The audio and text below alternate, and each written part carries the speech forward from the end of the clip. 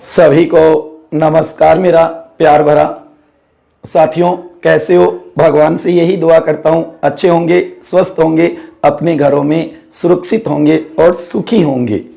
प्यारे विद्यार्थियों, हम बात कर रहे थे राज्य न्यायपालिका की, जो कि ये हमारा राज्य न्यायपालिका से जुड़ा हुआ चौथा भाग है। जो कि सबसे पहले हमने राज्य न्यायपालिका की संरचना देखी, भारतीय संविधान में किस तरीके से की गई है। उसके बाद में दूसरी क्लास के अंदर हमने बात किया राज्य का उच्च न्यायालय राजस्थान, जो उच्च न्यायालय जोधपुर में स्थित है, उसकी संरचना की बात की। उसके बाद में हमने तीसरे पार्ट के अंदर बात की राज्य उच्च न्यायालयों का गठन, राज्य उच्च न्यायालयों की संरचना के बारे में देखा। आज उसी क्रम में ये चौथा भाग है, जहां पर हम बात करेंगे राज्य न्यायपालिका की शक्तियां, कार्य, क्षेत्राधिकार, कौन कौन से कार्य है उसके। गौर करना साथियों, राज्य न्यायपालिका,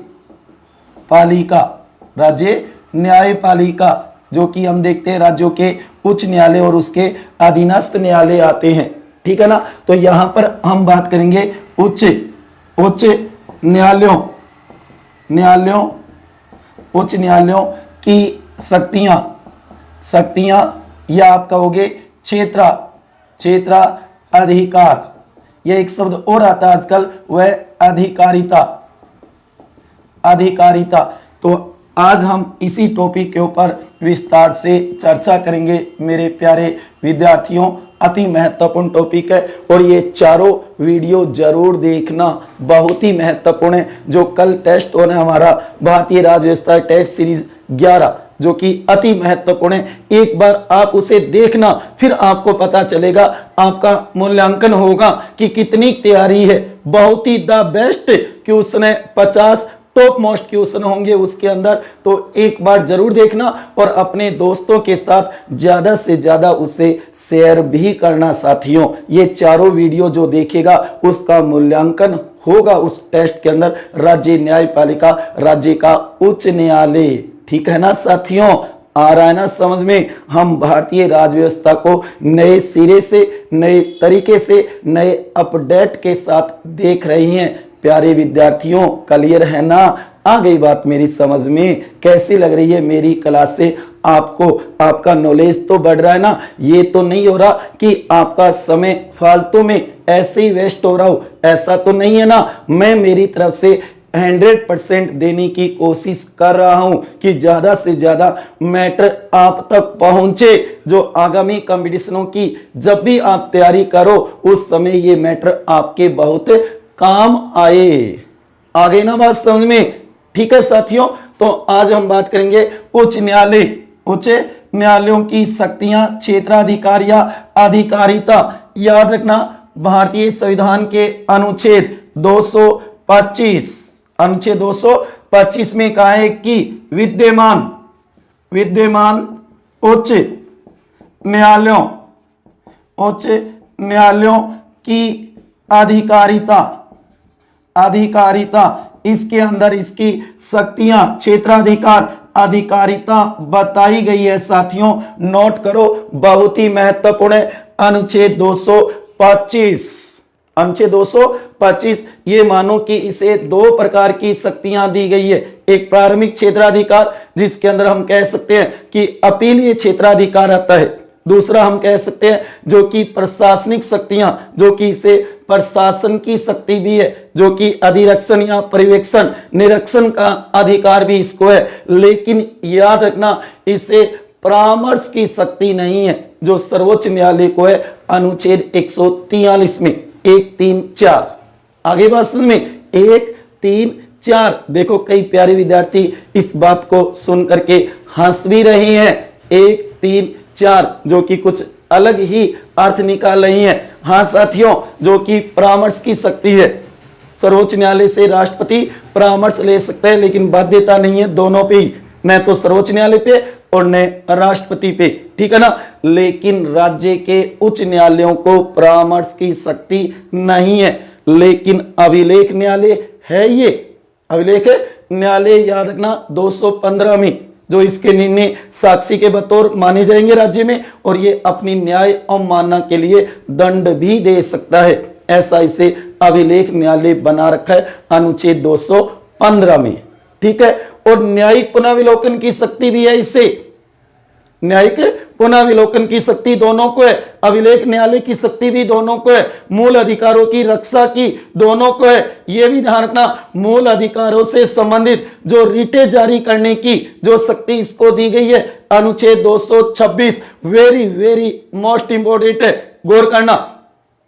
रिट जारी करने की शक्ति मूल अधिकारों से संबंधित जो भाग 3 है ना हमारा मूल अधिकार, उसकी रक्षा के लिए उसके उल्लंघन होने पर ये मानो कि अनुच्छेद 32 के तहत तो भारत का सर्वोच्च न्यायालय 5 प्रकार की रिट जारी करता है, जो कि बंदी प्रत्यक्षीकरण है, परमादेश है, उत्प्रेषण है, अधिकार प्रक्षय और प्रतिषेध है। ये 5 प्रकार की रिट जारी करता है अनुच्छेद 32 में भारत का सर्वोच्च न्यायालय, जबकि अनुच्छेद 226 में उच्च न्यायालय भी मूल अधिकारों की रक्षा संबंधी रिट जारी करता है, और 5 नहीं 6 जारी करता है। 5 तो वो हो जाएगी, एक और इंजेक्शंस जो कि तुरंत राहत की, जो कि सुप्रीम कोर्ट को यह अधिकार नहीं है। याद रखना, मूल अधिकारों की रक्षा से संबंधित ज्यादा रिटें जारी करने का अधिकार किसको है? उच्च न्यायालय को है, सुप्रीम कोर्ट को नहीं है। ये बात भी नोट कर लेना, अति महत्वपूर्ण है। सर्वोच्च न्यायालय को ये मानो मूल अधिकारों से संबंधित रिट जारी करने का अधिकार 5 ही रिटों पर है, जबकि इसको उच्च न्यायालय को, हाई कोर्ट को कितने पे? 6 पे है। इसलिए ज्यादा किसके पास हुई? इसके पास शक्ति ज्यादा हुई, याद रखना। जबकि कहा जाता है कि संपत्ति या ये मानो विधिक कानूनी जो अधिकार है ना, उसकी अपील भी सर्वोच्च न्यायालय में नहीं, इसके अंदर होगी, उच्च न्यायालय में होगी। तो इसलिए इसके पास ज्यादा शक्ति है, बड़ा वो छोटा ये, लेकिन शक्ति इसके पास ज्यादा है। आ गई बात समझ में? इसे नोट कर लेना, अति महत्वपूर्ण है। जबकि कोई भी अपर जिला सेशन न्यायालय अगर ये मानो कि फौजदारी मामले जो क्रिमिनल मामले होते हैं ना, उनके अंदर मृत्युदंड दे दी, तो उसकी जांच करना इसका आवश्यक कार्य यहां तो आना ही पड़ेगा, अति आवश्यक है। उस मृत्युदंड के बाद, उस मृत्युदंड की सजा के बाद यहां उसकी पुष्टि करना आवश्यक है। अगर किसी फौजदारी मामले में ये मानो अपर सत्र न्यायालय जो जिले के अंदर होता है ना, उसने दे दिया निर्णय, तो उसकी पुष्टि उच्च न्यायालय में होना जरूरी है, अति महत्वपूर्ण है। इस बात पर गौर करना। तो आज हम बात करेंगे उच्च न्यायालय की शक्तियां। क्षेत्राधिकार परामर्श का क्षेत्राधिकार इसे नहीं है, अधिकारिता। गौर करना साथियों, सबसे पहला काम तो है राज्य में न्याय करना, राज्य में न्याय करना। ये राज्य की सर्वोच्च न्यायिक संस्था होती है, ये बात मैं बार बार आपको बता रहा हूं। जैसे मैंने कहा ना कि राजस्थान की सर्वोच्च न्यायिक संस्था कौन है, तो राजस्थान का उच्च न्यायालय जोधपुर, जहां उसकी प्रधान पीठ, मुख्य पीठ है, खंडपीठ जयपुर में है। नोट कर लेना, और क्वेश्चन कभी आ जाए ना कि राजस्थान की प्रधान पीठ, मुख्य पीठ कहां पे है? राजस्थान उच्च न्यायालय की, तो जोधपुर करना है, जयपुर ना कर देना। समझ गए ना? जयपुर में तो खंडपीठ है, प्रधान नहीं है, मुख्य पीठ नहीं है। मुख्य पीठ तो जोधपुर में होगी, गौर कर लेना साथियों। आगे ना बात समझ में, अति महत्वपूर्ण है। तो राज्य में न्याय करना। नंबर 2 आप कह सकते हो राज्य में कानूनों की रक्षा, व्याख्या, जांच, समीक्षा आदि करना, इसी का काम है। राज्य में कानूनों की रक्षा, व्याख्या, जांच, समीक्षा आदि करना उच्च न्यायालय का ही काम होता है। एक राज्य के अंदर हाई कोर्ट ही कानूनों की रक्षा करेगा, कानूनों की व्याख्या एक्सप्लेन करेगा। राज्य विधानमंडल तो बनाने का काम करता है, केवल कागज कार्रवाई करता है, कार्यपालिका उसे लागू करती है, क्रियान्विति, जबकि व्याख्या करने का काम तो राज्य की न्यायपालिका करती है। साथियों गौर करो, और जांच करना इसका काम है, और समीक्षा करना भी इसी का काम है, ठीक है ना। और अगर कोई कानूनों को तोड़े, उल्लंघन करे तो उसे सजा या दंड देने का काम भी इसी का है, उच्च न्यायालय का या राज्य न्यायपालिका का। आगे नंबर समझ में, दंड यही देगी, गौर करना। उसके बाद में नंबर 3, प्रारंभिक क्षेत्राधिकार, जो कि कुछ मामले ऐसे हैं जिनकी अपील सीधे यहां पर हो सकती है, प्रारंभ किया जा सकता है यहां पे, चाहे आप कहोगे फौजदारी हो, दीवानी मामले हो, चाहे अन्य विवाह तलाक इनसे संबंधित जो मामले उनकी सुनवाई सीधे अपील आप कहां कर सकते हो, उच्च न्यायालय में कर सकते हो, हाई कोर्ट में। आगे नंबर में, तो प्रारंभिक क्षेत्राधिकार भी मिला हुआ है इससे, मूल अधिकारों से संबंधित भी रिट जारी करने की से शक्ति है, जरूरी नहीं आप सुप्रीम कोर्ट जाओ, यहां पर भी जा सकते हो, याद रखना ये बात। उसके बाद में नंबर 4, अपीलीय क्षेत्राधिकार कि यहां पर सभी मामलों की अपील होगी लेकिन राजस्व की नहीं होगी। यह धारणा, राजस्व न्यायालय अलग होता है, जबकि दीवानी और फौजदारी जो भी मामले हैं ना उनकी अपील यहां पे होगी। ये राज्य की सर्वोच्च न्यायिक संस्था है, सर्वोच्च न्यायिक संगठन यही है, कौन, उच्च न्यायालय। क्लियर है ना, आ गई बात समझ में। तो अपीलीय क्षेत्राधिकार भी इसे है, लेकिन परामर्श का नहीं, परामर्श का क्षेत्राधिकार नहीं है इसे, ये बात तो नोट कर लेना, अति महत्वपूर्ण है। उसके बाद में आप देखोगे नंबर 5, लेख, या आप कहोगे रिट जारी करने का क्षेत्राधिकार बहुत ही महत्वपूर्ण है। अनुच्छेद 226 बहुत ही महत्वपूर्ण है साथियों। लेख या रिट जारी करने का क्षेत्राधिकार, इसे मूल अधिकारों की रक्षा से संबंधित ये लेख जारी कर सकता है, रिट जारी कर सकता है, अनुच्छेद 226। और इसे सर्वोच्च न्यायालय से ज्यादा क्षेत्राधिकार है, क्योंकि वो तो 5 और ये 6 जारी कर सकता है, जो कि इंजेक्शन तुरंत राहत की भी ये मानो रिट जारी की जा सकती है। इस बात को भी नोट कर लेना, अति महत्वपूर्ण है साथियों। और उसके बाद में आप कह सकते हो प्रशासनिक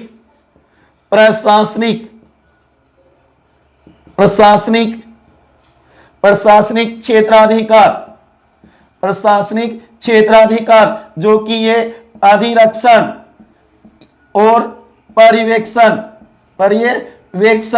भी कर सकता है, जो कि अनुच्छेद 227 में ये अधिकार दिया इसे कि ये अपने नीचे के जो अधीनस्थ न्यायालय है ना उनकी जांच कर सकता है, पर्यवेक्षण कर सकता है, अधिरक्षण कर सकता है। ये बात नोट कर लेना, राज्य के अधीन जितने भी न्यायालय हैं वो सभी इसके अधीन काम करेंगे, जैसे कि अपर सत्र जिला न्यायालय है, मुंशी कोर्ट है, जिला तहसील न्यायालय है, आप कहोगे खंड न्यायालय, ये सभी इसके, और ये अधिरक्षण और पर्यवेक्षण कर सकता है, अधिरक्षण और पर्यवेक्षण कर सकता है, ऐसा इसको अधिकार है। और ये स्वयं आपने देखा होगा जिला न्यायाधीशों की नियुक्ति करता है राज्यपाल, अनुच्छेद 233 उस समय ये परामर्श देता है। अन्य अधीनस्थ न्यायालयों में जो अन्य कर्मचारी होते हैं न्यायिक, उनकी नियुक्ति के समय भी राज्यपाल को परामर्श देता है, अनुच्छेद 234। आई ना बात समझ में। तो अति महत्वपूर्ण है उच्च न्यायालय का क्षेत्राधिकार, ये बातें नोट कर लेना, बहुत ही महत्वपूर्ण है। सिर्फ याद रखना है परामर्श का क्षेत्राधिकार नहीं है, जबकि अधिरक्षण या पर्यवेक्षण का इसे अधिकार है। ये अपने अधीन जितने भी अधीनस्थ न्यायालय हैं उन सभी की जांच कर सकता है, पर्यवेक्षण कर सकता है, निरीक्षण कर सकता है, ये बात नोट कर लेना। और मैंने कहा ना कि फौजदारी मामले, क्रिमिनल जो मामले होते हैं ना, उनमें अगर सत्र न्यायालय ने मृत्युदंड दे दिया है तो ये उच्च न्यायालय उसकी पुष्टि करेगा, आवश्यक है, ये आवश्यक है। हाँ, इसकी अपील सर्वोच्च न्यायालय में हो सकती है, वो एक अलग बात है, गौर करना। और एक ये 226 मूल अधिकार वाला जरूर तैयार कर लेना साथियों, अति महत्वपूर्ण है। जो कि अनुच्छेद 225 में जो विद्यमान उच्च न्यायालय हैं भारत में, कितने 25, उन उच्च न्यायालयों की अधिकारिता का उल्लेख किया है। किस प्रकार से न्याय विधियां होगी, वहां पे किस तरीके से कार्य होंगे, क्या क्षेत्राधिकार, क्या शक्तियां, किस प्रकार की अधिकारिता होगी, उन सभी का उल्लेख किया गया है अनुच्छेद 225 में। ये राज्य की सर्वोच्च न्यायिक संस्था होती है, ये जरूर याद रखना साथियों, अति महत्वपूर्ण है। जो कि मैंने पिछली क्लास के अंदर बताया था आपको कि उच्च न्यायालयों में न्यायाधीशों का अंतरण, स्थानांतरण है वो राष्ट्रपति करता है। हाँ जी, राष्ट्रपति करता है, लेकिन याद रखना भारत के मुख्य न्यायमूर्ति, मुख्य न्यायाधीश सर्वोच्च न्यायालय का, जो मैं बार बार कह रहा हूं ना, भारत का मुख्य न्यायाधीश का मतलब होगा सर्वोच्च न्यायालय का मुख्य न्यायाधीश, उसके परामर्श के पश्चात करेगा राष्ट्रपति। ये बात भी नोट कर लेना, वहां केवल मैंने राष्ट्रपति बताया, वहां पे याद रखना करेगा तो राष्ट्रपति, लेकिन भारत के सर्वोच्च न्यायालय के मुख्य न्यायमूर्ति के परामर्श के पश्चात करेगा। ये ध्यान देना, इस बात पे अति महत्वपूर्ण है। तो ये थी राज्य न्यायपालिका की शक्तियां या क्षेत्राधिकार। आज हमने बात की है उच्च न्यायालयों की शक्तियां, क्षेत्राधिकार या अधिकारिता, जो कि अनुच्छेद 225 जो विद्यमान उच्च न्यायालय, विद्यमान कितने हैं वर्तमान में, 25 है। कितने उच्च न्यायालय, 25 उच्च न्यायालय।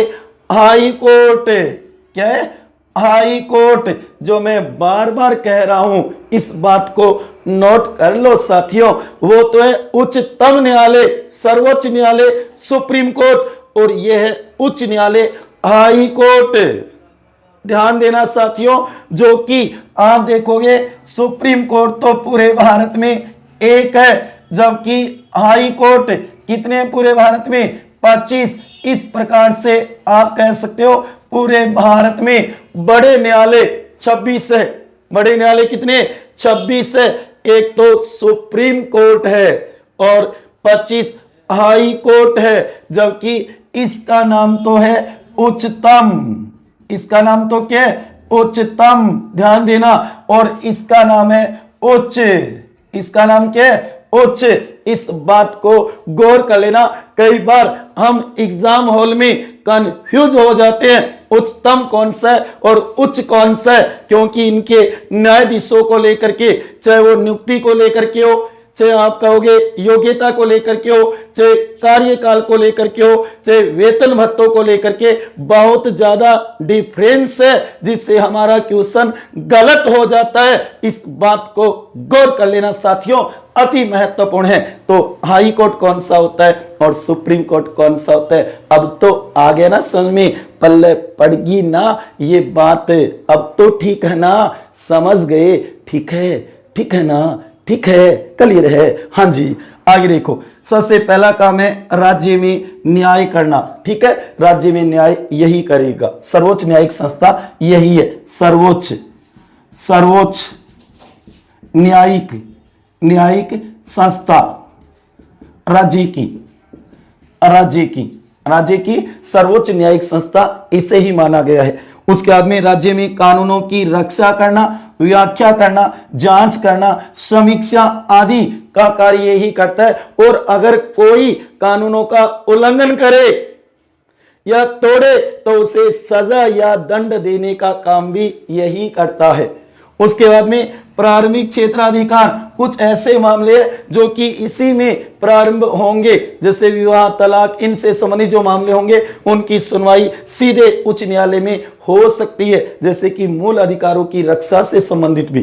ठीक है, और उसके बाद में अपीलीय क्षेत्राधिकार, याद रखना ये दीवानी, फौजदारी और राजस्व मंत्रालय से संबंधित जो कार्य उन सभी की अपील सुनता है भारत का उच्च न्यायालय, भारत के जितने भी उच्च न्यायालय वो सभी। उसके बाद में लेख या रिट जारी करने का क्षेत्राधिकार अनुच्छेद 226 मूल अधिकारों से संबंधित 5+1 = 6 रिटें जारी कर सकता है, 6 रिटें जारी कर सकता है, ये ध्यान रखना। जबकि याद रखना सुप्रीम कोर्ट है वो 5 ही जारी कर सकता है। तो ज्यादा क्षेत्राधिकार किसका होगा? उच्च न्यायालय का होगा, ये बड़ा है, जबकि ये बड़ा नहीं है। बड़ा ये ध्यान रखना, बड़ा ये होगा, ये छोटा होगा। यहाँ पे क्षेत्राधिकार में कि ज्यादा शक्ति है वो किसको है? हाई कोर्ट को है, सुप्रीम कोर्ट को कम है, क्योंकि सुप्रीम कोर्ट तो 5 ही रिटें जारी कर सकता है, जबकि ये 6 रिटें जारी कर सकता है, तुरंत राहत की भी, जिसे इंजेक्शंस बोलते हैं। ठीक है। नंबर 6 प्रशासनिक क्षेत्राधिकार, जो कि अधिरक्षण और पर्यवेक्षण कर सकता है, अनुच्छेद 227 के अंदर, जबकि 229 के अंदर इसके जो अधिकारी और पदाधिकारी उनके वे सेवा शर्तों का उल्लेख किया गया है साथियों। तो याद रखना ये अपने राज्य के जितने भी अधीनस्थ न्यायालय हैं, चाहे वो अपर जिला न्यायालय हो, चाहे मुंशी कोर्ट हो, चाहे सेशन कोर्ट हो, उन सभी का निरीक्षण कर सकता है, पर्यवेक्षण कर सकता है, याद रखना जांच कर सकता है, लेकिन इसे परामर्श का क्षेत्राधिकार नहीं है, ये बात नोट कर लेना। तो ये थी राज्य न्यायपालिका, ध्यान रखना, परामर्श नोट, परामर्श का क्षेत्राधिकार नहीं है, नहीं है, गौर कर लेना साथियों, बहुत ही महत्वपूर्ण है। नोट, परामर्श का क्षेत्राधिकार नहीं है। याद रखना अभिलेख न्यायालय है, याद रखना अनुच्छेद 215 में, क्योंकि इससे न्याय अवमानना के लिए दंड देने की शक्ति दी गई है, जिसे बोला जाता है अभिलेख न्यायालय, जो कि सुप्रीम कोर्ट है वो 129 के अनुच्छेद में अभिलेख न्यायालय, जबकि याद रखना उच्च न्यायालय वो अनुच्छेद 215 में। और नंबर 8 आप कह सकते हो न्यायिक पुनर्विलोकन की शक्ति, न्यायिक पुनर्विलोकन की शक्ति भी इसे प्राप्त है साथियों, गौर करना बहुत ही महत्वपूर्ण है। ये अनुच्छेद तैयार कर लेना, और ये दोनों शक्तियां सुप्रीम कोर्ट को भी है और याद रखना हाई कोर्ट को भी है, दोनों को है ये शक्तियां, अति महत्वपूर्ण है। अभिलेख न्यायालय और न्यायिक पुनर्विलोकन की शक्ति दोनों को प्राप्त है, केवल सुप्रीम कोर्ट मत कर देना साथियों। ठीक है। तो ये था राज्य न्यायपालिका उच्च न्यायालयों की शक्ति और क्षेत्राधिकार। जहां तक मेरे को विश्वास है कि आपके ये वीडियो एकदम अच्छी प्रकार से समझ में आया होगा, और इसे नोट कर लेना अपनी नोटबुक में। तो हमने राज्य न्यायपालिका के 4 क्लास से 4 वीडियो की है, इन चारों को अच्छी प्रकार से देखना, सुनना, समझना और नोटबुक में नोट करना, और उसके बाद में टेस्ट देना। फिर देखना आपको कितने मजे आएंगे, कितनी रोचकता आएगी कि हाँ भी मेरे राज्य न्यायपालिका तो एकदम तैयार हो गई। जब भी कंपटीशन में ये मानो इससे जुड़ा हुआ क्वेश्चन आएगा तो मैं कर दूंगा या कर दूंगी, ऐसा अपने आप पे विश्वास हो जाएगा साथियों। ठीक है ना। तो क्लियर है, क्योंकि कहा जाता है ना किसी औरों से उम्मीद मत रखो, अपने आप से रखो। तो अपने अंदर विश्वास डालो, आत्मविश्वास डालो, मनोबल आपके अंदर ही है, जज्बा जोश जुनून उसको ही उजागर करो। दूसरे के कहने से कुछ नहीं होगा, दूसरों से उम्मीद बिल्कुल मत लगाओ प्यारे विद्यार्थियों, बिल्कुल भी मत लगाओ, अपने से लगाओ उम्मीदें, क्योंकि तुम के अंदर है सर्वशक्तिमान। ठीक है साथियों, मिलते हैं अगली क्लास के अंदर एक नए टॉपिक के साथ। तब तक खुश रहिए, हंसते रहिए, मुस्कुराते रहिए। अगर आपको ये क्लास अच्छी लगी हो तो इसे ज़्यादा से ज़्यादा शेयर कर देना, यही मेरा आपसे निवेदन है साथियों, प्यारे विद्यार्थियों और मेरे युवा दोस्तों। ठीक है साथियों, मिलते हैं इसी के साथ। जय हिंद, जय भारत। ओके साथियों।